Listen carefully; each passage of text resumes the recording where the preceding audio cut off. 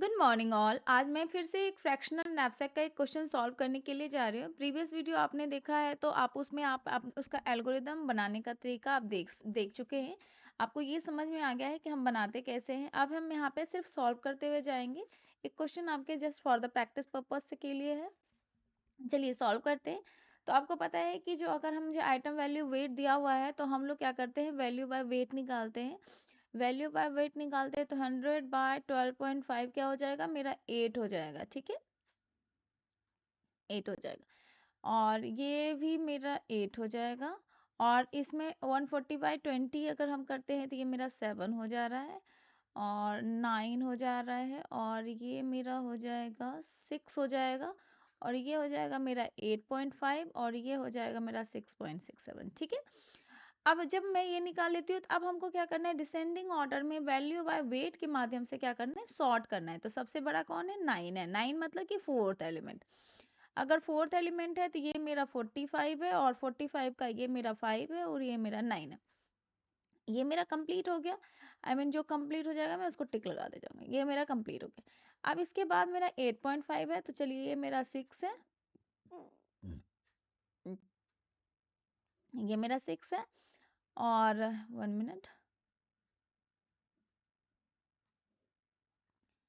6 है। उसके बाद फिर ये मेरा 85 है और ये 85 के बाद ये मेरा 10 है और ये मेरा 8.5 है। मेरा ये भी कंप्लीट हो गया। ठीक है, तो जब मेरा ये कंप्लीट हो गया तो अब इसके बाद कौन है, ये 8 वाला है। चलिए 8 वाला है, 8 वाला नहीं देखते हैं। ये मेरा 1 है और ये 100 है और ये 12.5 है एंड ये मेरा 8 है। चलिए ये भी कंप्लीट हो गया। अब इसके बाद इसको देखते हैं, ये मेरा 267.5 और ये मेरा हो गया 8। चलिए ये भी कंप्लीट हो गया, सॉरी ये कंप्लीट हो गया, ये भी बचा हुआ है। ठीक है, अब इसके बाद आप देखिए तो आपका यही है।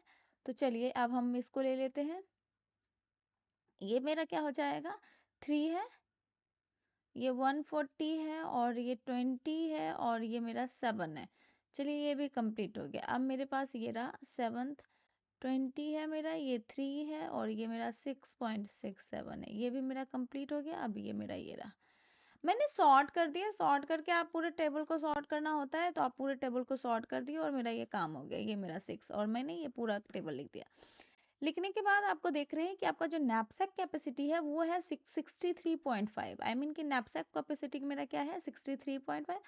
इनिशियली जो वैल्यू है आपने उस इनिशियली वैल्यू जो भी आपको है वो आपने अपने जीरो पुट कर दिया है। इनिशियल नैपसैक कैपेसिटी मेरा क्या है, 63.5। पूरा खाली है तो मेरा पूरा का पूरा बैग खाली ही है।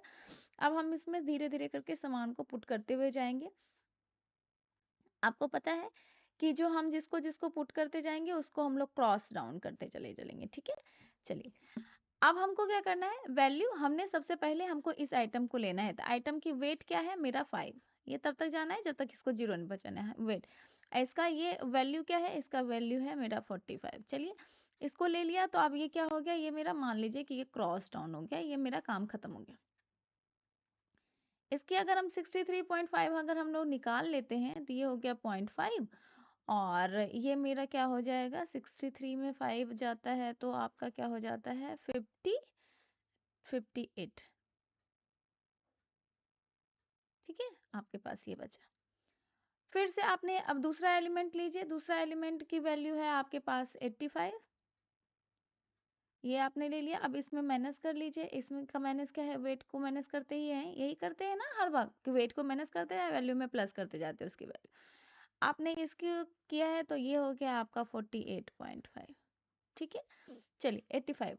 अब इसके बाद ये भी आपका डाउन हो गया। अब ये देखिए इसमें इसकी वैल्यू क्या ले लिए, इसकी वैल्यू हमने ले लिया 100 और इसमें हमने कर दिया है 12.5।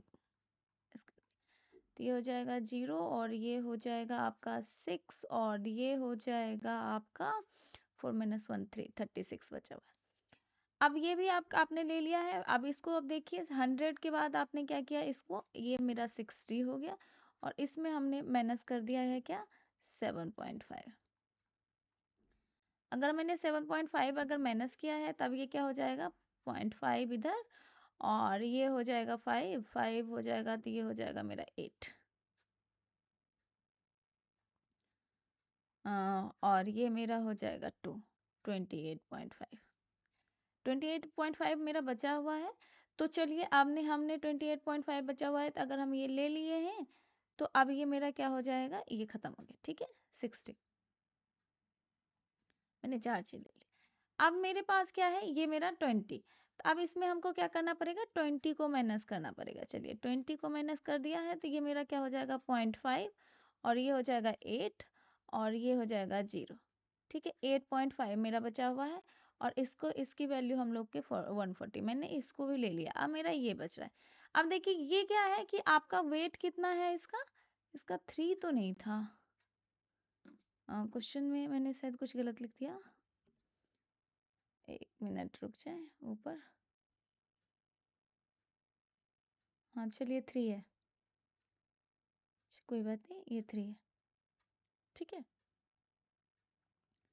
चलिए इसमें से हमने 3 ले लिया है, 3 ले लिया, तो इसका वैल्यू क्या है, मेरे पास 20 है, और मैंने इसको 3 को माइनस कर दिया है, तो ये मेरे पास क्या बच गया है, 5.5 बच गया है, ठीक है। हमने 5.5 मेरा बच गया है, ये मेरा 3 है।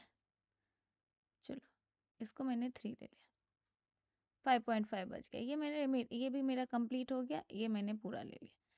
अब मेरे पास कितना बचा है, 5.5 बचा है, लेकिन यहाँ पे क्या है, 25 है। तो अब आपको क्या करना है कि जो जो आपका रिमेनिंग बचा है वो रिमेनिंग, और जो आपका वैल्यू बाय वेट रेशियो है वो रेशियो, उस दोनों को मल्टीप्लाई कर दीजिए। हमने इसको मल्टीप्लाई कर दिया 5.5, ठीक है। अब इसको आप कैलकुलेट कर दीजिए। कैलकुलेट करने में आपको क्या करना है, सिर्फ आपको वैल्यू कैलकुलेट करना है, क्योंकि आप अपने आपने वैल्यू ये वेट को क्या किया, 0 तक पहुंचा दिया। मैंने 5.5 ले लिया, तब चलिए 5.5 बाय मैंने माइनस कर दिया, तो ये 0। तो वैल्यू को सॉरी वेट को जब तक आप 0 तक नहीं पहुंचाते, तब तक आपको मतलब कि आइटम्स को सेलेक्ट करते हुए जाना है, तभी आपका नैपसैक बैग फुल हो गया है।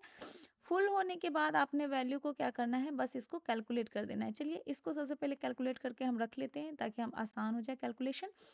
इसको अगर हमने किया है तो 3 हो जाएगा, ये आपका 33 हो जाएगा। आप समझ रहे हैं, आप सिर्फ मल्टीप्लाई किया है, 6 5 जा 30, 30 का 0 3, और 6 5 जा 30, 33 हो गया। अब इसको अगर 33 हो गया है मेरा, तो हम इसको डायरेक्ट यहाँ पे ऐसे लिख देते हैं 33, ठीक है, ताकि आपको सुविधा हो कैलकुलेशन में।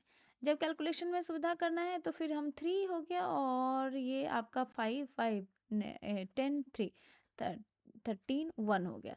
ये 4 4 2 6 6 4 10 10 10 6 10 6 आपका क्या हो जाता है, 10 6 6 10 16, और 16 के बाद ये हो जाएगा 16 8, क्या हो जा रहा है आपका, 16 है 24 24 28 28 का ये 8 हो जाएगा, ये 2 हो जाएगा, और फिर 2 एक 3 एक 4, ये 483।